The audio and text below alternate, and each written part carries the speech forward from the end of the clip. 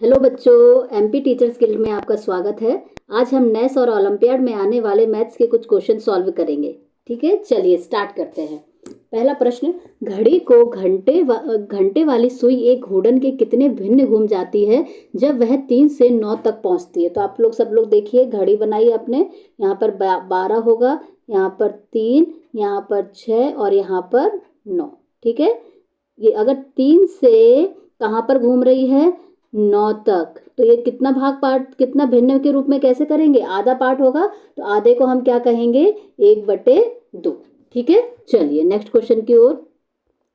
एक व्यक्ति अपनी प्रारंभिक स्थिति तक आने के लिए एक ही दिशा में कितना घूमेगा। मतलब कि जो व्यक्ति, जैसे आप हो, ठीक है, जैसे आप हो, आप यहाँ से चालू हुए चलना, ठीक है, तो यहाँ से आप गए यहाँ तक, फिर वापस यहाँ से यहाँ तक वापस आने के लिए, यहाँ से मतलब यहाँ से चले थे आप और लौट के यहीं पर वापस आने के लिए, तो इसे हम क्या कहेंगे, पूरा एक संपूर्ण कोण कहेंगे। पूरा एक कोण हो गया ना पूरा, देखो संपूर्ण कोण तो हो गया पूरा। और फिर 4 समकोण। समकोण क्या होता है, देखो एक तो ये समकोण बनेगा, एक ये समकोण बनेगा, एक ये बनेगा और एक ये। तो कितने समकोण हो गए, 1 2 3 4। तो ए भी सही है, ये भी सही है। 2 रिजु कोण होता है 90 डिग्री। तो एक ये 90 डिग्री बन गया, एक इधर वाला पार्ट और एक ऊपर वाला पार्ट। तो कितने 90 डिग्री हो गए, 2। तो इसमें ऑप्शन में डी जो है वो क्या हो जाएगा, उपरोक्त सभी। ठीक है, नेक्स्ट क्वेश्चन।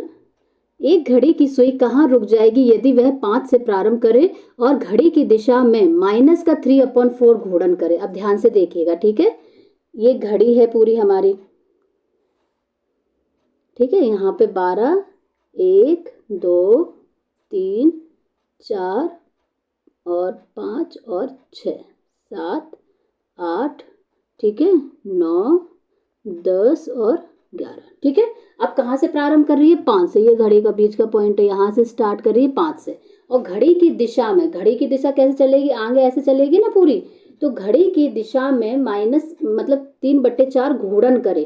तो 3/4, पहले देखो 2 छोड़ो, देखो 1/4 कैसे पता करेंगे, 1 2 2 छोड़ दो, यहाँ पे क्या हो जाएगा 1/4, फिर 2 छोड़ो 1 2, फिर 1/4 ये हो जाएगा, फिर 1 2 छोड़ो 1 2, तो तीसरा 1/4 कितना होगा यहाँ पे। तो कहाँ पे पहुंच गई हमारी घड़ी, 2 पे पहुंच गई। तो कहाँ पर पहुंच जाएगी हमारी घड़ी, 2 पे पहुंच जाएगी। तो हमारा जो ऑप्शन जो है वो क्या हो जाएगा, बी ऑप्शन राइट हो जाएगा। ठीक है, चलिए नेक्स्ट क्वेश्चन की ओर आगे चलते हैं हम।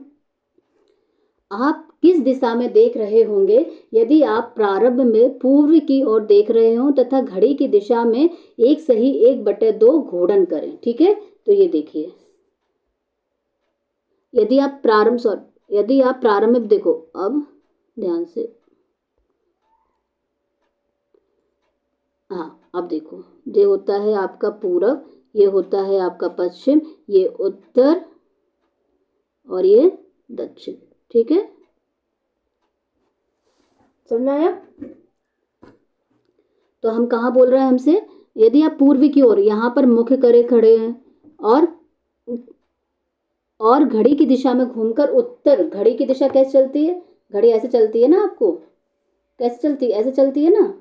तो देखो कितना हो जाएगा, एक तो 1/4 ये हुआ, फिर 1/4 ये हुआ और 1/4 ये हुआ। तो कितने होगा, 1 2 3, तो कितने हो जाएगा 3/4। तो ऑप्शन सी हमारा क्या हो जाएगा, करेक्ट हो जाएगा। ठीक है, चलिए नेक्स्ट क्वेश्चन की ओर देखते हैं। घड़ी के घंटे की सुई द्वारा घूमे गए समकोणों की संख्या है यदि वह 10 से 1 तक पहुंचती है। तो कहाँ से जा रही है, 10 से 1 तक। तो यहाँ पे देखो, पहले 12, 1 2 3 4 5 6 7 8 9 10 और 11। ठीक है, तो कहाँ तक पहुंच रही है वो, 10 से 1 तक। तो 10 से चालू किया, मैंने क्या बताया था आपको, 1 2 1, तो यहाँ पे क्या हो जाएगा 1/4। तो कितना घूमेगी, 1/4। ठीक है, तो इसका देखो ऑप्शन कहीं होगा। तो कितना घूमा था, 1/4 मतलब एक ही घूमा था ना, तो इसका आंसर क्या हो जाएगा, ए। ठीक है, नेक्स्ट क्वेश्चन। आप कितने समकोण घूम जाएंगे यदि आप प्रारंभ में उत्तर की ओर देख रहे हो और घड़ी की विपरीत दिशा में पूर्व की ओर घूम जाएं। तो इसको भी देखिए ध्यान से। एक घड़ी बनाई हमने। यदि आप प्रारंभ में उत्तर की, अभी मैंने बताया था आप में उत्तर की ओर देख रहे हैं, आप किधर देख रहे हैं, इधर देख रहे हैं। उत्तर कहाँ पर होता है, ऊपर की ओर, ठीक है, उत्तर की ओर देख रहे हैं। और घड़ी की विपरीत, अब घड़ी की देख, घड़ी तो चलती ऐसे है, लेकिन ये क्या बोल रहे हैं, घड़ी की विपरीत दिशा में, विपरीत दिशा में चलेंगे। ये कौन सा होता है, पूर्व। तो यहाँ से चले 1/4, फिर 1/4 कहाँ तक पहुँचना है, उत्तर की ओर देख रहे हो, घड़ी की विपरीत दिशा में पूर्व की ओर, पूर्व मतलब ये, ठीक है। तो कितना हो जाएगा, 1 2 3, तो यहाँ कितने हो जाएंगे, 3। तो हमारा आंसर क्या हो जाएगा, 3, ठीक है बच्चों। चलिए नेक्स्ट क्वेश्चन की ओर आगे बढ़ते हैं। घड़ी की घंटे वाली सुई कहाँ रुकेगी यदि वह प्रारंभ करे 7 से और 2 ऋजु कोण घूम जाए। तो अब देखो ध्यान से, अगर कहाँ से स्टार्ट करें, ऋजु कोण अभी मैंने बताया था क्या होता है, 90 डिग्री का, 90 डिग्री का, ठीक है। 12 3 6 9, ठीक है सभी लोग। फिर यहाँ पे 1 2 4 5 7 8 10 और 11, ठीक है। तो अब क्या बोल रहा है क्वेश्चन में हमसे, घड़ी की घंटे वाली सुई कहाँ रुकेगी यदि वे कहाँ से प्रारंभ करे, 7 से प्रारंभ करे और 2 ऋजु कोण घूम जाए। तो ऋजु कोण क्या होता है, 90 डिग्री। तो कहाँ पर देखो, ये चलिए अपने, अगर मैंने क्या बताया था, 2 ऋजु कोण एक समकोण, तो यहाँ से चालू होगी तो लौट के कहाँ पर आ जाएगी, यहीं पे आ जाएगी। 1/2, एक तो यहाँ पे हो जाएगा आधा, और फिर आधा यहीं पे लौट के वापस आ जाएगी। तो कौन कहाँ तक पहुँच जाएगी, 7 तक पहुँच जाएगी, ठीक है। अगर आपसे क्वेश्चन में पूछता है कि कोई भी घड़ी जैसे यहाँ 5 से स्टार्ट करती है और बोलती 2 ऋजु कोण घुमाए, तो 5 पे आ जाएगी, ठीक है। ये भी ध्यान रखिएगा आप, ठीक है। चलिए नेक्स्ट प्रश्न की ओर आगे बढ़ते हैं हम। एक प्रतिवर्ती कोण होता है, एक प्रतिवर्ती कोण कितना होता है, तो इसको देखेंगे हम, ध्यान इसको, ये देखिए, जैसे ये होता है अपना, जैसे जैसे ये हो गया पूरा हमारा ऋजु कोण, ठीक है। 1/2, 1/2 घूर्णन से अगर अधिक आए, अगर इधर साइड आए, तो ये हमारा क्या कहलाएगा, प्रतिवर्ती कोण। मतलब कि 180 डिग्री से ज्यादा वाला जो कोण होगा वो हम क्या कहेंगे, उसको प्रतिवर्ती कोण कहते हैं, ठीक है। तो ऑप्शन क्या हो जाएगा, ये अधिक हमारा करेक्ट हो जाएगा, ठीक है। चलिए नेक्स्ट क्वेश्चन की ओर देखते हैं। एक संपूर्ण घूर्णन कितने कोणों के बराबर होता है।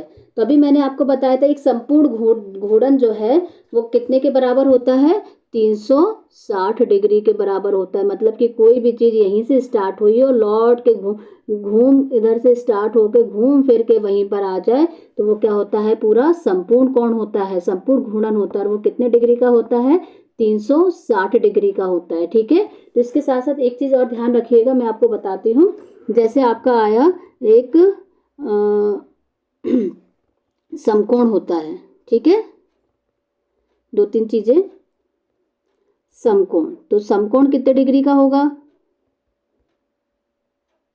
समकोण होगा आपका 180 डिग्री का, ठीक है। अधिक कोण, अधिक कोण होगा, अधिक कोण क्या होगा, जो कि 90 डिग्री से क्या हो, 90 डिग्री से ज्यादा का कोण जो होता है वो क्या कहलाता है, हमारा अधिक कोण, ठीक है। और एक होता है न्यून कोण। तो न्यून कोण क्या होता है, जो 90 डिग्री से क्या हो, कम हो, 90 डिग्री से जो कम होगा वो क्या कहलाएगा, हमारा न्यून कोण, ठीक है। तो समकोण क्या होता है, 180 डिग्री का। अधिक कोण क्या होगा, जो 90 डिग्री से ज्यादा होगा उसे हम क्या कहेंगे, अधिक कोण। और न्यून कोण क्या होता है, जो 90 डिग्री से कम हो, जैसे 60 हो गया, 45 हो गया, ये सभी कोण क्या कहलाएंगे, न्यून कोण कहलाएंगे, ठीक है। और आता है एक संपूर्ण घूर्णन। तो संपूर्ण घूर्णन क्या होता है, संपूर्ण कोण क्या होगा, 360 डिग्री का जो भी कोण होगा वो क्या होगा, संपूर्ण कोण होगा। और एक होता है प्रतिवर्ती कोण। तो प्रतिवर्ती कोण क्या होगा, जो 180 से ज्यादा हो, ठीक है, तो वो क्या कहलाएगा, हमारा प्रतिवर्ती कोण, ठीक है। तो 180 से 360 के बीच जो भी कोई कोण होगा उसे हम क्या कहेंगे, प्रतिवर्ती कोण, ठीक है। तो ये 4-5 चीजें आप लोग थोड़ा सा अच्छे से ध्यान रखिएगा, ठीक है। चलिए नेक्स्ट क्वेश्चन की ओर बढ़ते हैं। -3 और -9 में कौन सी संख्या संख्या रेखा पर दूसरी संख्या के दाईं ओर स्थित है। अब हम संख्या रेखा बनाएंगे, ठीक है। ये हमारी संख्या रेखा है, यहाँ पे समझो 0, 0 के दाईं ओर कौन सी संख्या होती है, धनात्मक संख्या होती है, ठीक है। और 0 के बाईं ओर ये नेगेटिव संख्या होती है, ठीक है। तो यहाँ पे हम बना लें -3 -4 और ऐसे ही कहाँ तक पहुँचेंगे, -9 तक। ठीक है, तो इसमें क्या पूछा गया है हमसे कि संख्या रेखा पर दूसरी संख्या के, अब दूसरी संख्या कौन है, -9, इसके दाईं ओर, जो -9 है दूसरी संख्या, इसके दाईं ओर, तो दाईं ओर मतलब कि मैंने कहा इधर साइड जाएंगे तो क्या हो जाएगा, दाईं, तो दाईं ओर कौन सी संख्या है, ये -3 है ना, तो -3 क्या हो जाएगा, हमारा आंसर हो जाएगा। ठीक है, चलिए नेक्स्ट क्वेश्चन की ओर आगे बढ़ते हैं हम। 0 से -7 के बीच कुल कितने पूर्णांक हैं, तो कुल कितने पूर्णांक हैं, चलिए एक संख्या रेखा बनाइए सब लोग। 0 -1 -2 -3 -4 -5 और -6 और -7, तो क्या बोला, 0 और -7 के बीच पूछ रहा है आपसे, तो कितनी संख्या हो जाएंगी, देखो 1 2 3 4 5 6, ठीक है, 0 और उसको नहीं जोड़ना है, तो कितनी संख्या हो जाएंगी हमारी, 6 संख्या हो जाएंगी, तो इसका ऑप्शन सी क्या हो जाएगा, करेक्ट हो जाएगा। ठीक है, चलिए नेक्स्ट क्वेश्चन की ओर। यदि हम -3 के दाईं ओर 4 कदम चलें तो एक संख्या रेखा बनाएंगे हम, यहाँ 0 हो गया, यहाँ -1 -2 -3 -4, ठीक है, यहाँ धनात्मक संख्या 0 के दाईं ओर और 0 के बाईं ओर कौन सी होती है, जो 0 का दायां है, ठीक है, और जो 0 का बायां है, तो 0 के दाईं ओर कौन सी संख्या होती है, धनात्मक संख्या होती है, और 0 के बाईं ओर कौन सी संख्या होती है, ऋणात्मक संख्या होती है। तो हमसे क्या बोल रहा है, -3 के दाईं ओर, जो -3 हो गया, दाईं मतलब कि किधर चलना है, इधर, और दायां बोले तो इधर, और बायां बोले तो इधर चलना है आपको। ठीक है, तो हमसे क्या बोल रहा है, -3 के दाईं ओर, तो दाईं ओर हमें कितने कदम चलना है, 4 कदम, तो 4 कदम चलो, 1 2 3 और 4, तो कहाँ तक पहुंचे हम, +1, तो +1 कौन से ऑप्शन में है, ऑप्शन ए में। ठीक है, इससे आगे के क्वेश्चन हम अगले वीडियो में देखेंगे। बच्चों इसी तरह सभी विषयों के वीडियो आप मेरे चैनल पर देख सकते हैं। अगर आपको मेरा वीडियो पसंद आया हो तो इसे लाइक कीजिए और चैनल को सब्सक्राइब कीजिए, ताकि आने वाले वीडियो का नोटिफिकेशन आपको मिलता रहे। बाय बाय बच्चों।